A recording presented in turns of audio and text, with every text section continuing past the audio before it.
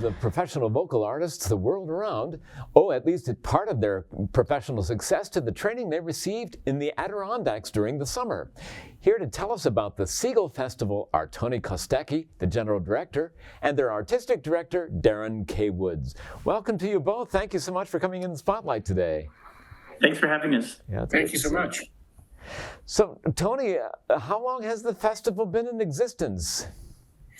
Well, this summer in 2025, we are celebrating our 110th season. 110. So quite some time. That must make it about the oldest summer program in the United States. In fact, it is. We are the oldest summer vocal training program in the United States, and really the premier opera and musical theater performing organization here in the Adirondack region of upstate New York. So very proud of our long history. You're in the Adirondack region of upstate New York. That must be a fantastic place to be in the summertime. It is. It's always been, an escape for downstaters, as they say. And we're happy to be here in a beautiful 32-acre campus outside of the town of Scroon Lake in the Adirondacks. It's a wonderful place for artists to come and hone their crafts and be surrounded by not only other incredible artists, but the beauty of the Adirondacks as well. How long is the program? Our summer program is a 9-week program. It's mid to late June through mid to late August, depending on the year. We also have a 7-week early fall program immediately following that. That is primarily focused on community engagement, outreach, and educational programming. I see. And how many productions typically make up a summer? Our typical summer season includes 2 main stage musicals, 2 main stage operas, and then several other concerts throughout the 9-week period. And these are concerts of vocal music, or? Yes, everything that we do is really not only performance-wise, but really our full program is really focused on vocal artists and their progression from the university and conservatory setting to their professional careers. So we do not only performing, but a lot of classes and career development work to really prepare them to be a professional opera singer. That's wonderful. Now, Darren, you come from that background yourself, and what is so important about intensive training for a young singer? It's, having the career, it's about what you don't know. I started my singing career here 45 years ago in 1980 at Seagle Festival, and Tony and I both came here in leadership positions in 96.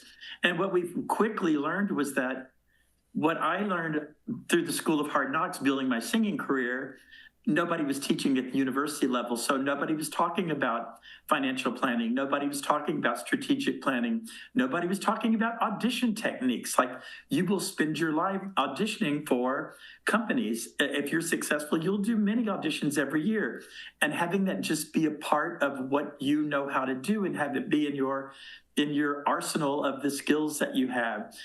We even have a talk about relationships and how to maintain relationships. If you're successful on the road, you're going to be gone 11 months of the year working all over the world. How do you have a family and children when you're doing that? So we really try to take an incredibly holistic approach to each artist. We only take 32 artists, mainly because we want to have that really one-to-one opportunity with them. We don't want to have a lot of singers. We really want to pay attention to the people that we have so we can give them real hands-on guidance, not only vocal training and vocal coaching and auditions, but just how to manage your life if you have a career in the arts. It's extremely demanding, that's for sure. And people say that the performing arts is the athleticism of small muscles. It is indeed. But it starts with that. It starts with the voice, and then the acting, and then the life on the road. If you're lucky and you get to a job at the Metropolitan Opera where you're there or back in the day when there was New York City Opera, you were in New York City for 10 months a year. So that was great. You could have your family, you could sing regularly there. But most of these singers' lives will be on the road. 4 weeks in a different company and 4 weeks in another company, maybe go to Europe for 6 or 8 weeks. But just sort of learning what that's going to look like and planning for that future is really what we try to show them how to do. I see. Now, Tony, are the opera students and the musical theater students in separate classes, or do they cross-pollinate in any way? No, we've always done both, and we really most of our artists are from an operatic background. They're studying classically, and most of them again really are on an opera trajectory. But we really feel it's important to do musical theater because so many opera companies nowadays are doing musical theater. Some of them use amplification, some of them do not. For example, Glimmerglass right here in New York does a musical as part of their season, and they use primarily operatically trained singers to play those parts. So not only the way of communicating in musical theater is a little bit different than in opera. You have to use dialogue and so forth. But all those skills we feel are really important to have a successful career in today's opera field, particularly. Another thing we do that's really special is we specialize in American opera because so many regional companies, the bigger companies are just now finally coming along, except for Houston Grand Opera, who always did it. But we really, if you don't know how to sing American contemporary 21st century American opera, it's going to be hard to have a career these days. So you will always find as part of our season planning an American opera that's either recently been written, we'll either do a premiere or we'll do a second production of a piece that's already had a premiere and for some reason hasn't had a second production. Last year we did Jennifer Higdon's Cold Mountain because it always done in huge companies like Santa Fe and Philadelphia. And we wanted to show regional companies that a small company could do that piece as well. So this year we're doing Tom Chiapullo's Mayo, which had its premiere at Crane School of Music back in 2019 as part of a prize that he won. And there were other companies who were thinking about doing it, and then COVID happened and the world shut down. So we want to bring that back for other opera companies to see that this is a really worthy piece. So American opera, is, in addition to music theater and traditional opera, is at the heart of our training program as well. So you have an important role as a cultivator of new work then, wouldn't you say, Darren? Indeed. Yeah. And we, in addition to the main stage, often in the fall season that Tony spoke about, we will have workshops of operas that are just in conceptualized or just being written. And so it gives the composers the chance to listen to the music with singers, which they usually don't have a chance to do. I found that out many years ago when I was at Fort Worth Opera, and composers hear it in their heads, but they rarely get a chance to hear it live until they're in the middle of a production. So it's too late to change things. It's too late to figure things out until that second production that you might not get. So we are really nurturing the seeds of opera as well in our fall season to give composers that chance to hear it live before they commit it to a full production. And is there language coaching as well for the more traditional opera repertoire that's in Italian, for instance?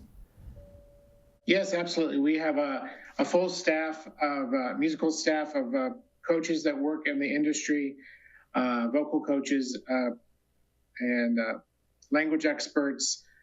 We again have classes and auditions and all the other pieces of the puzzle that are required to be a successful vocal artist.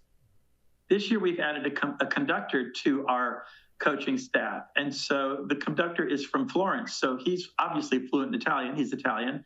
So that will be another added bonus for the singers this summer. But as Tony said, all four of our coaches are experts in all of the languages. Our voice teachers also, but each one of them specializes in a different language. One of them speaks fluent French. The other one speaks fluent German. So we sort of, and we pride ourselves in not having anything territorial that you might find in a university setting. So if one voice teacher is teaching somebody and they're working on a French aria, they might say, you know what, why don't you go sing this with the other voice teacher who's fluent in French, and then we'll come back.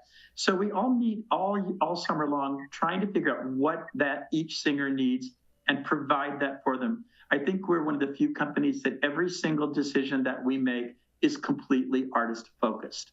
That's from, mealtime to performances to coachings to classes, we always ask ourselves, what is best for the singers that are coming here to advance their career? That's wonderfully considerate. And, working with a conductor is a special discipline of itself. The more difficult the American pieces have gotten. The pianists are trying to play and cue and do all the piano. And last year, Tony and I were like, maybe we should have a conductor that's going to help that along a little bit. And you're right. It's a skill that many conservatories do have conductors in full productions, but a lot of the smaller universities from which we get singers, maybe they don't have a full-fledged opera production and a conductor. And so, again, this is another skill where we listened to the artists and said, we need to provide that instruction. Singing with orchestra is also important, Tony. Do you have instruments with your productions? We do not.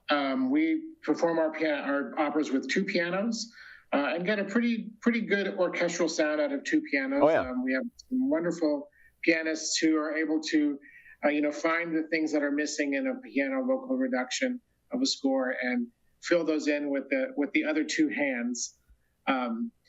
It's our hope someday, perhaps, to have orchestra or a small chamber orchestra with our pieces. But at the current time, we're limited by capacity of our housing and theater space to really accomplish that with an orchestra. Well, since you mentioned theater space, where do you perform? We have a wonderful converted 18th century barn that's part of the original Seagle Festival properties. The Oscar Seagle Memorial Theater, named in honor of our founder, Oscar Seagle, who was a wonderful voice teacher and singer at the turn of the 20th century.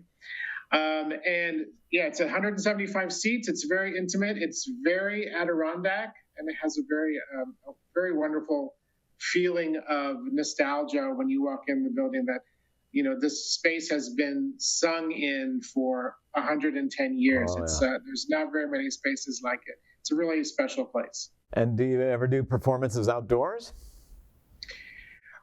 We do some touring shows. We have a children's opera that we tour not only in the summer to various venues around the Adirondacks, but also during our fall season directly into schools. And some of those performances take place outside. Opera is a difficult thing to perform outside because you really want the non-amplified sound of an opera singer, and that it doesn't go very far just out in the open air. So not a lot of performing outside, but once in a while we will. And in the Adirondacks, you never know what you're going to get weather-wise. So planning at the outdoor performance is rough. And if you do, you just pray that the weather is going to hold up. We used to do our gala in a tent, and every year we would just pray for really great weather that night. So is the gala your fundraiser? It's our biggest fundraiser every year, and it's great. The singers all sing. Now we hold it in the brand new lodge at Scroon Lake. They have a nice event space ballroom called High Peak Ballroom. So it's air conditioned and there's no bugs. It's just really beautiful, and it really shows the singers off in a really special way. But it's sort of the event of the season up here. It's gotten. And Tony and I, of the 110 years we've been in existence, Tony and I have been here for 30 of those this year. So for 28 years, it was in a tent. And so last year, for the first time, it was inside, and we loved that. Well, now, what time of year does that happen? Right in the middle of the summer. It'll be July 19th this year. So it's right at the center of the season. People can watch for that every year. Everybody gets to know the singers already. There's a really familiarity with our core audience and the singers. So it really feels like a midsummer celebration. And Tony, where does your audience come from? Are these vacationers, or do you have a local community that supports you? We have a wonderful local community, a lot of second homeowners here in the Adirondacks that are, I would say, our core audience. But we draw really audience from as far up north as Plattsburgh, and even a few into the Montreal area, down to Saratoga, and a few even down to Albany, and then throughout the Adirondack region. Really, we draw audience from quite a good region. And as I said, we're really the only opera producing organization here in the Adirondacks. Opera Saratoga is our kind of closest operatic neighbor, but that's a little bit different region down there in the capital district. And so, Darren, are you performing in original languages? For instance, what do people hear when they come? Oh yeah, it's whatever. If we're doing a traditional opera, we almost always do it in the language that it was written in. The only exception being we did Dialogue of the Carmelites in English because Poulenc said he wanted it in the vernacular of the audience. But yeah, we think it's important if you're going to do traditional opera to do them. And we usually have them produced traditionally. We don't want to take Carmen and set it, in the 21st century. We want it to be. And so that's why the American opera that we do gives a chance for singers to explore roles that nobody's ever done and to really put their stamp on it. And at the same time, looking at, I'm sure our two Carmens and our two Josés have listened to all the great Carmens and the Josés that they're going to be bringing life to this score, to bring something different to it, maybe in their own voices, but also to respect the traditions of the past. Our pianist that's doing that, our principal coach on that, has coached Carmen several times, so she's very, very familiar with it. Our director is Marian Talese, who's making her debut here, but she sang Carmen many, many times. And we wanted a woman to tell that story this year. So we're always trying to find a way to put our mark on it, but also stay true to the traditional aspects of the traditional repertoire that we do. And more and more opera performance involves movement on stage, even some dance. Do you work with that with your artists as well? We're going to have 30 tap dancing singers in Anything Goes this year. Yeah, we're doing Anything Goes. So we have a new director who was in the production of Hamilton on Broadway, and he's directed Anything Goes several times. And we have told them, if you have tap shoes, bring them, but you're all going to be tapping at some point. So we've even done chorus line. I mean, we really sort of like try to help them push their own limits. I think one of the most wonderful things we tell singers when they get here is there is no failure except failure to try. Right. So if this is your place to risk, this is your place to learn, because we're not gonna be upset. We're not gonna criticize you. We're gonna pick you up and help you figure out how to do it better. And so it gives singers so much freedom to just own the parts and own what they're doing. And I tell you, if you could come at the beginning and hear them, the concert that they're going to do next Saturday, and then hear them on the last day, the growth is astonishing. It's exponential. It's just astonishing. Right. And so we love that. And then when they come back, most of them come back for a second year, or they're allowed to come back for a second year. And the growth that they have between when they left here and when they come back is also staggering. They just keep working the program, and it's thrilling. We've had several alumni that have said to us they've learned more in their 9 weeks here than they had in 2 years of their undergraduate studies or wherever they were at a conservatory. So it's a very intense, very busy 9 weeks, and we're doing 4 productions plus a children's opera and several concerts. But it really is transformational for their growth. Now, are they limited to two summers, or? No, not necessarily. We really try to gauge it on what's right for them. We have some really astonishing 19-year-olds that come, 19-year-olds or 20-year-olds, and they're not going to be ready to start their career in 2 years. So the 2-year programs, usually if it's a senior in undergrad and the first-year graduate student, we want to prepare them by the time they get in their second year of graduate school, they can audition for Glimmerglass and Santa Fe and Marilla. If you're just coming to us as a sophomore, you've got 3 years of undergraduate left and you've got graduate school. So you can stay here. Some of our most successful singers, Seth Carrico, who's in Europe right now at Deutsche Oper Berlin, and Eric Fehring, Seth was here for 4 years, Eric was here for 3 years. But I would say on the average, most everybody comes for 2 years. Comes for 2 years, that's right. And where did they come from? Are they coming from conservatory and colleges? Where do you find your students? Yes, we have a pretty intense audition and application and audition process. And Darren and I do a little bit of an audition tour late in January every year. So we're lucky to get the best of the best of colleges and universities from across the country that we're able to select 30 or 32 from each year to attend the program. And part of it, the reason that we get so many applicants is they actually see all the people that are alumni here that are singing at the Metropolitan Opera, that are singing in Europe, that are singing in San Francisco. We had the pleasure of driving down to New York City last week to see Jack Swanson's debut in the Metropolitan Opera as Count Almaviva in the Barber of Seville. And it was thrilling there to see a young man who had come here in 2012 and 2013 and has worked his way to the greatest opera houses in the world up there. It really did our hearts good to just bask in that joy that he was having, and that he was so comfortable performing on the stage of the Metropolitan Opera. Well, now, do students pay tuition to attend? Yes, we do have a tuition-based program. We also, though, have, again, wonderful supporters and a community here that supports a fairly robust scholarship program. So pretty much every artist receives at least some support in a scholarship to attend every summer. So there's usually, typically maybe one or two that are paying full tuition. So it's a relatively small percentage. But yeah, it is tuition-based. And is housing part of the package? That must be exciting too.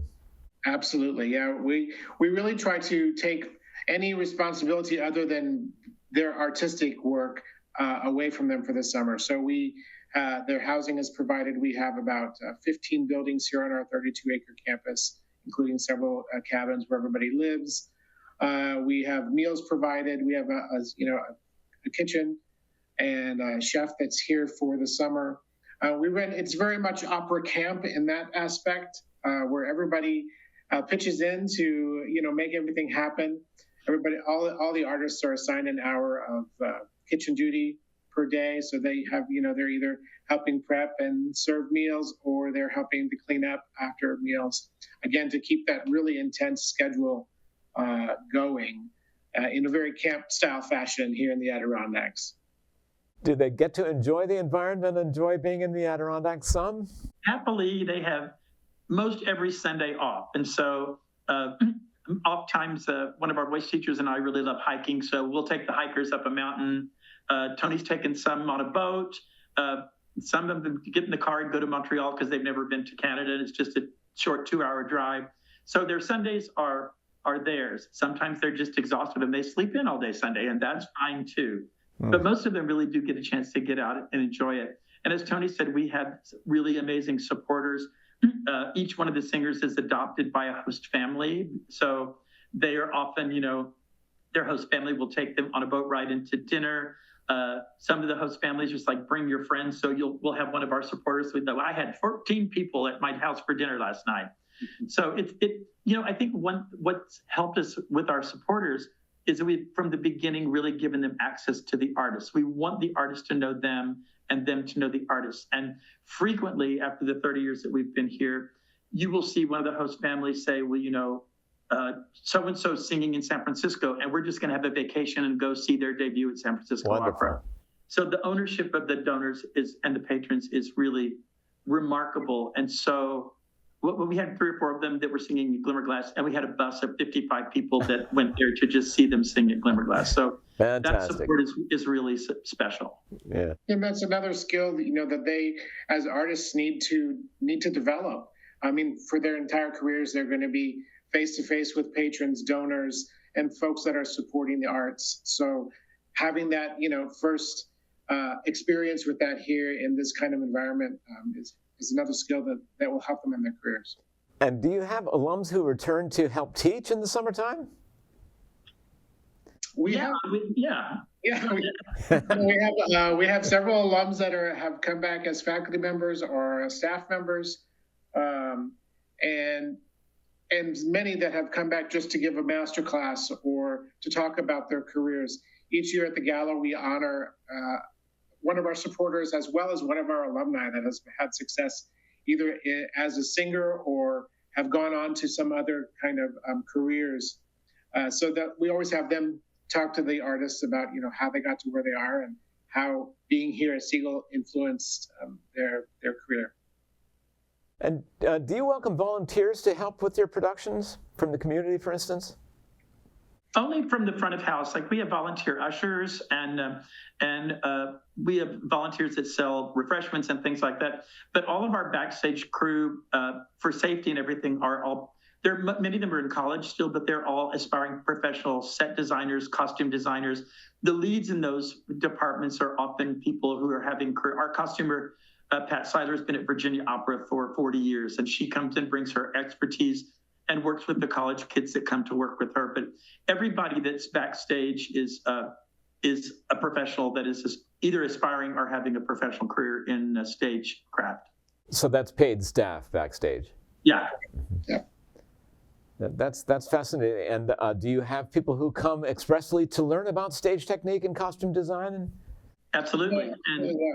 We have stage management. Several of the staff, as Darren said, are also college age or just starting their careers. So we have it's very kind of summer stock from that side of the business. They come in to learn and to get experience in this opera field particularly. And we build all the sets, so they're building sets. They're building Pirates of Penzance right now as we speak. Yeah. In fact, we have one of our stage managers this year, actually our production stage manager this year, just has been with us. This is their third summer, and they'll be going on to a fellowship at the Metropolitan Opera in stage management. So, and do you build the costumes on site too? Some of it's rental that Pat and Aaron find. So, but all the adjustments, all the fittings and everything are done here. And if there is something that has to be built special, they just whip it up. Great. And is there some kind of online way for people who are not in the Adirondacks in the summer to follow what you're doing? Absolutely. You can go to our website, seaglefestival.org, anytime to find out more about what we do. We also we do stream, or actually they're kind of video on demand, most of our operatic productions every year. The musical theaters are a little more complicated to get the rights to do that. But those are also available for those who might not be able to attend and want to see. We've found it's very helpful, especially for the parents and families of some of these artists that can't make it to Spoon Lake to be able to enjoy their performances. And do you find that artist managers are coming to assess your talent every year, find their new casting people? Yeah, we're really lucky that we have 2 industry days where artist managers and representatives from the Metropolitan Opera, Glimmerglass, San Francisco, they get to audition for some of the greatest companies and artist managers. And also with COVID, we built a whole streaming system so we can stream those auditions live around the world and record them as well. So they get the opportunity to sing for a lot of people before, instead of just having to write everybody and schedule those auditions. Well, it's critical for young artists, as professional vocalists, to have a wonderful stepping stone to a professional career, and you've certainly told us about a very exciting one today. Our guests in the spotlight have been Tony Kostacki, he's the general director, and Darren K. Woods, the artistic director of the Seagle Festival, training opera singers every summer in upstate New York in the Adirondack region. Thank you so much for coming in today, and say your website one more time for us. It's seaglefestival.org. Seaglefestival.org. Thank you both very, very much. It's been wonderful to meet you and talk to you today. Thank you. Thank you. Thank you so much.